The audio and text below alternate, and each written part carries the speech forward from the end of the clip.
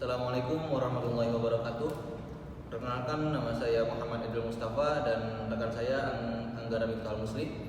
Di sini saya akan menjelaskan tentang pengaruh penggunaan media dan metode pembelajaran terhadap minat belajar mata pelajaran pendidikan agama Islam di SMA Negeri 1 Tambun Selatan. Yang pertama ada pendahuluan, yaitu latar belakang. Pendidikan agama Islam atau PAI merupakan salah satu mata pelajaran yang memiliki peran strategis dalam membentuk karakter, moral, dan spiritual peserta didik. Kemudian, minat belajar merupakan faktor penting yang mempengaruhi keberhasilan proses pendidikan. Siswa yang memiliki minat belajar tinggi cenderung lebih aktif, antusias, dan konsisten dalam mengikuti pembelajaran. Salah satu faktor yang diyakini berpengaruh terhadap minat belajar adalah penggunaan media pembelajaran yang variatif dan menarik. Dengan demikian, penting untuk meneliti bagaimana pengaruh penggunaan media dan metode pembelajaran terhadap minat belajar siswa dalam mata pelajaran PAI atau Pendidikan Agama Islam. Penelitian ini diharapkan dapat memberikan gambaran yang jelas mengenai peran kedua variabel tersebut dalam meningkatkan kualitas pembelajaran PAI atau Pendidikan Agama Islam. Selanjutnya ada pembahasan. Yang pertama, definisi operasionalisasi variabel diperlukan untuk menentukan jenis dan indeks variabel yang relevan dan penelitian ini. Selanjutnya, operasionalisasi variabel bertujuan untuk menentukan skala pengukuran masing-masing variabel sehingga pengujian hipotesis dapat dilakukan secara tepat dengan menggunakan alat. Variabel-variabel yang akan digunakan dalam penelitian ini secara garis besar dibagi menjadi dua, yaitu yang pertama, variabel independen atau bebas. Variabel yang mempengaruhi atau menyebabkan perubahan disebut variabel terikat. Dalam penelitian ini, disiplin motivasi dan pengembangan karir dijelaskan dengan menggunakan X sebagai variabel independen. Yang kedua, variabel dependen atau terikat. Variabel-variabel ini mempengaruhi atau menjadi akibat dari adanya variabel terikat, yaitu oleh Y. Dalam usulan ini, keputusan penggunaan adalah variabel terikat. Kemudian yang kedua ada hipotesis. Hipotesis adalah penjelasan potensial untuk pengamatan atau fenomena tertentu. Biasanya berbentuk pernyataan yang menjelaskan hubungan antara variabel independen dan dependen. Dikutip dari buku Ajar Mata Kuliah Statistika, hipotesis adalah penjelasan atau prediksi yang diusulkan berdasarkan bukti terbatas dan pengetahuan sebelumnya. Berikut fungsi hipotesis menurut George J. Moulay dalam Nanang Martono. Hipotesis memberikan arahan dalam penelitian yang berguna untuk mencegah kajian, literatur, dan pengumpulan data tidak relevan. Hipotesis menambah kepekaan peneliti mengenai aspek-aspek tertentu dari situasi yang tidak relevan dari sudut pandang masalah yang dihadapi. Hipotesis memungkinkan peneliti untuk memahami masalah yang diteliti dengan lebih jelas. Berikutnya yang ketiga ada data responden. Di sini saya mengambil data sesuai dengan keinginan soal tugas ulangan akhir semester yang diberikan oleh Bapak Purnama. Saya mengambil 70 dari responden siswa SMA 1 Tambun Selatan. Di sini yang pertama ada minat belajar, yaitu Y1. Y1 minat belajar sampai 70 responden. Di sini ada Y1, Y1.2, Y1.3, dan Y1.4 dan Y1.5 dan jumlah menjadi Y1. Ini sudah saya jumlahkan. Yang kelima itu 5 sama dengan sangat setuju, 4 sama dengan setuju, 3 angka 3 sama dengan netral, angka 2 sama dengan tidak setuju, dan angka 4 sama dengan menunjukkan dengan STS, yaitu sangat tidak setuju. Di sini ada minat belajar sama dengan menunjukkan Y. Oke, gambar kuesioner berikutnya ada media pembelajaran, yaitu X1. Penjelasannya sama seperti tadi. 5 sama dengan sangat setuju, 4 sama dengan setuju, 3 sama dengan netral, 2 sama dengan tidak setuju, dan 1 sama dengan sangat tidak setuju. Lanjut ke X2. X2 menunjukkan tentang metode pembelajaran. Angkanya sama dengan penjelasan seperti di atas. Saya mengambil 70 responden. Lanjut ke 2.4, yaitu ada uji asumsi klasik. Uji asumsi klasik merupakan prasyarat sebelum melakukan pengujian model analisis regresi linear. Pada penelitian ini, peneliti melakukan uji normalitas, uji heteroskedasisitas, dan uji multikolinearitas terlebih dahulu. Berikut adalah pengujian asumsi antara lain. Yang pertama ada uji normalitas. Uji normalitas dikatakan normal apabila nilai tingkat signifikannya lebih besar daripada 0,05. Begitu juga sebaliknya apabila signifikasikannya lebih kecil dari 0,05 dikatakan tidak normal. Berikut ada gambar histogram. Yang kedua ada gambar plot.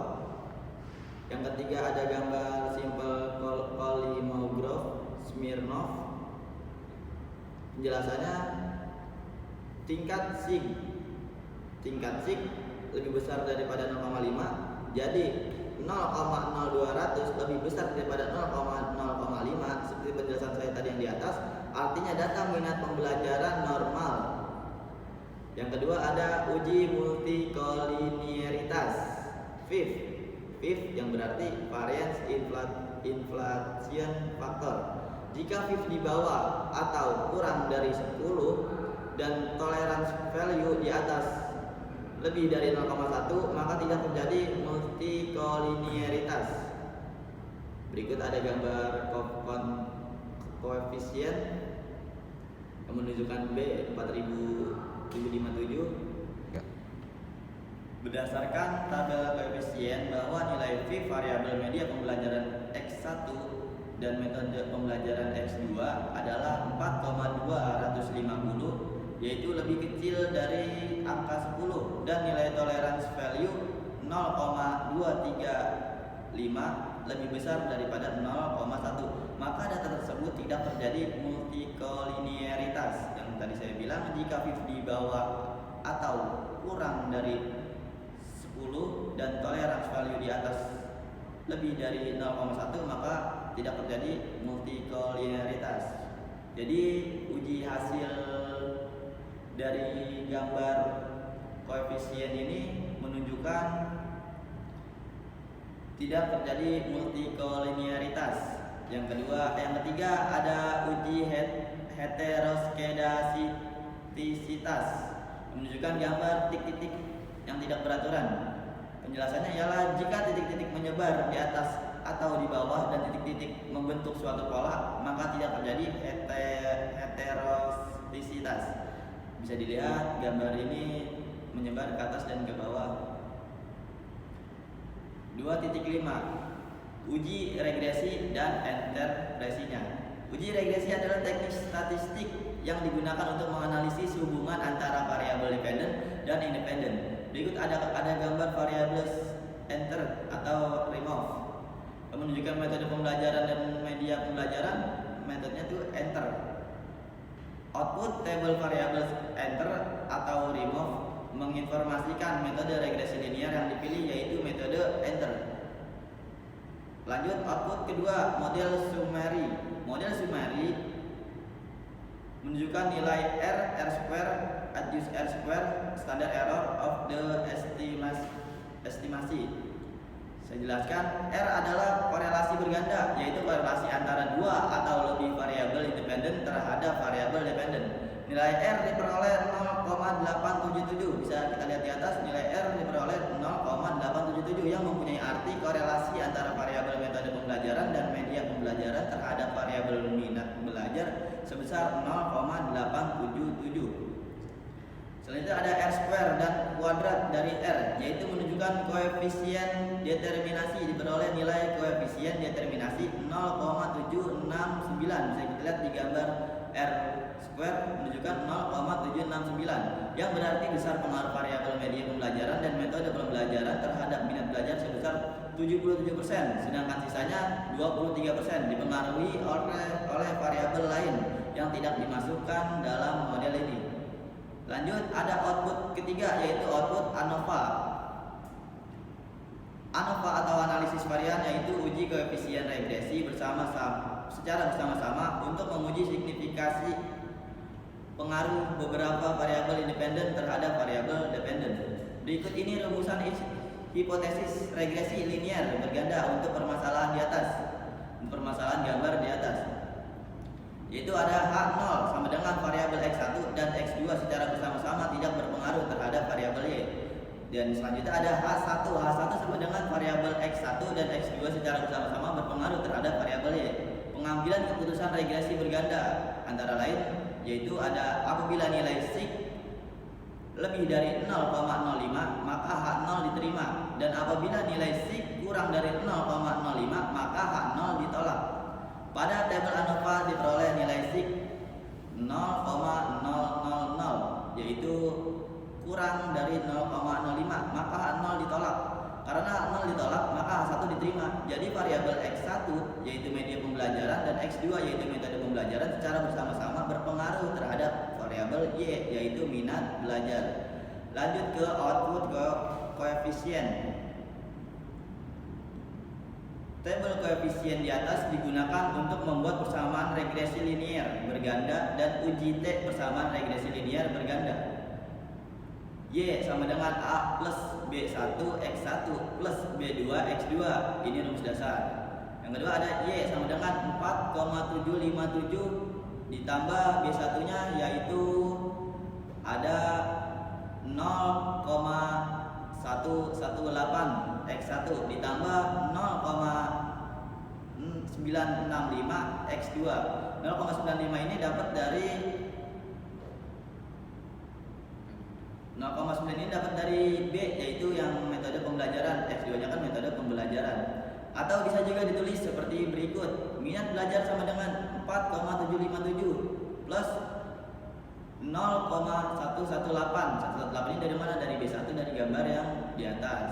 Minus 118 media pembelajaran plus 0,965 yaitu metode pembelajaran. Persamaan regresi tersebut dapat diterjemahkan sebagai berikut. Yang pertama, konstan A sebesar 4,757. Angka ini merupakan angka konstan yang mempunyai arti jika variabel X1 dan X2 nilainya 0, maka variabel Y bernilai 4,757. Yang kedua, nilai koefisien regresi variabel X1 bernilai negatif yaitu sebesar minus 0,118. Angka ini mengandung arti bahwa setiap penambahan nilai sebesar satu satuan pada variabel jumlah X1 maka nilai variabel minat belajar akan menurun sebesar minus 0,118.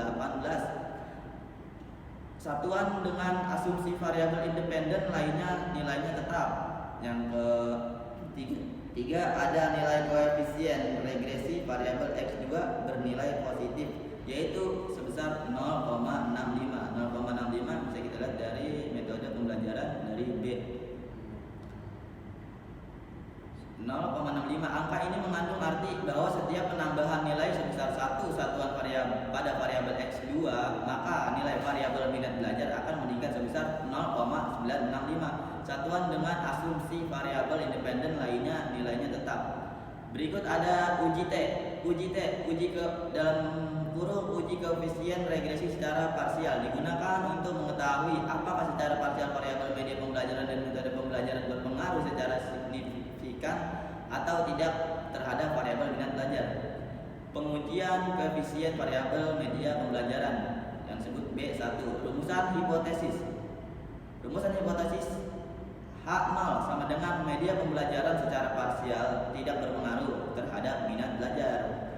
Dan H1 sama dengan media pembelajaran secara parsial berpengaruh terhadap minat belajar. Pedoman pengambilan keputusan. Jika nilai sig lebih dari 0,05 maka H0 diterima. Jika nilai sig kurang dari 0,05 maka H0 ditolak. Pada tabel koefisien di baris media pembelajaran diperoleh nilai sig sebesar 0,482. Lebih besar dari 0,05 maka H0 diterima. Karena H0 diterima, jadi media pembelajaran secara parsial tidak berpengaruh terhadap minat belajar. Pengujian koefisien variabel metode pembelajaran yaitu B2. Rumusan hipotesisnya hampir sama, tapi rada berbeda. Tolong perhatikan, H0 sama dengan metode pembelajaran secara parsial tidak berpengaruh terhadap minat belajar. H1 sama dengan metode pembelajaran secara parsial berpengaruh terhadap minat belajar. Pedoman pengambilan keputusannya ialah jika nilai sig lebih dari 0,05 maka H0 diterima. Jika nilai sig kurang dari 0,05 Pada tabel koefisien di baris metode pembelajaran diperoleh nilai STIK sebesar 0,000, yaitu kurang dari 0,05, maka H0 ditolak. Karena H0 ditolak, maka H1 diterima. Jadi metode pembelajaran secara parsial berpengaruh terhadap minat belajar. Lanjut ke bab ketiga, penutup. 3.1 kesimpulannya. Jadi dari hasil uji asumsi klasik variabel media dan metode pembelajaran terhadap minat belajar, yaitu terbukti normal. Dan dari uji regresi dan interpresinya, yaitu bahwa variabel media pembelajaran secara bersama-sama tidak terpengaruh terhadap minat belajar. Akan tetapi variabel metode pembelajaran secara parsial berpengaruh terhadap minat pembelajaran. Sekian presentasi di kelompok 3. Saya Muhammad Aidil Mustafa. Saya Muhammad Nasahi. Saya Anggara Miftahul Muslim. Mohon maaf dari kami bertiga bila ada kata-kata yang kurang berkenan atau kesalahan, mohon dimaafkan. Sekian, wabillahi taufiq wal hidayah. Wassalamualaikum warahmatullahi wabarakatuh.